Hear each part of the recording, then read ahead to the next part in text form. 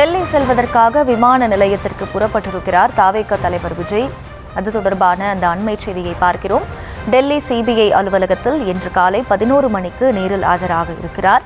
அதற்காக டெல்லி செல்வதற்காக விமான நிலையம் புறப்பட்டிருக்கிறார் தாவேக தலைவர் விஜய். அது தொடர்பான காட்சிகளையும் நாம் நேரலையில் பார்த்து வருகிறோம்.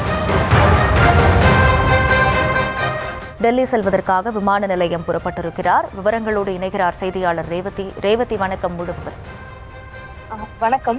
தமிழக வெற்றிக் கழக தலைவர் விஜய் கடந்த 2025ஆம் ஆண்டு செப்டம்பர் 27ஆம் தேதி கரூரில் மக்கள் சந்திப்பு நிகழ்வில் பங்கேற்ற போது நடந்த 41 பேரின் உயிரிழப்பு சம்பவம் தொடர்பாக ஏற்கனவே சிபிஐ விசாரணை நடைபெற்று வருகிறது. இந்த விசாரணைக்காக இன்றைய தினம் டெல்லியில் அவர் ஆஜராக இருக்கிறார். அதற்காக இன்றைய தினம் சென்னை நீலாங்கரை இல்லத்திலிருந்து தற்பொழுது தமிழக வெற்றிக் கழக தலைவர் விஜய் புறப்பட்டிருக்கிறார். குறிப்பாக கரூர் மாவட்டத்தில் 2025 செப்டம்பர் 27ஆம் தேதி அரசியல் சார்ந்த தமிழக வெற்றிக் கழக அரசியல் கட்சிக்கான மக்கள் சந்திப்பு கூட்டம் நடைபெற்றது.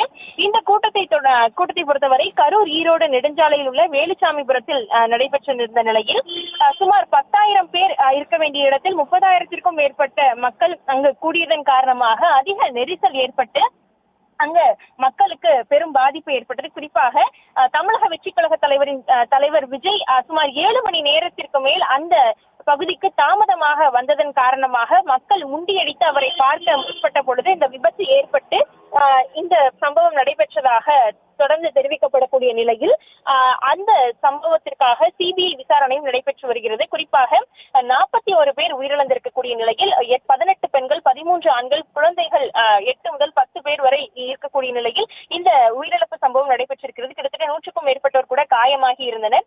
இந்த சம்பவத்திற்கு ஏற்கனவே பல்வேறு நடவடிக்கைகள் எடுக்கப்பட்டிருந்தது. குறிப்பாக இந்த சம்பவத்திற்கு பொறுத்தவரை உயிரிழந்தவர்களின் குடும்பத்திற்கு அரசு தரப்பில் 10 லட்சம் நிவாரண உதவியும், காயமடைந்தவர்களுக்கு 1 லட்சம் மற்றும் 50,000 வரையிலும் லேசான காயமடைந்தவர்களுக்கும் வழங்கப்பட்டது. இது தொடர்பாக ஒரு நபர் ஆணையம் அருணா ஜெகதீஷன் நீதிபதி, ஓய்வு பெற்ற நீதிபதி தலைமையில் தமிழக முதலமைச்சர் மு.க.ஸ்டாலின் அமைத்திருந்தார்.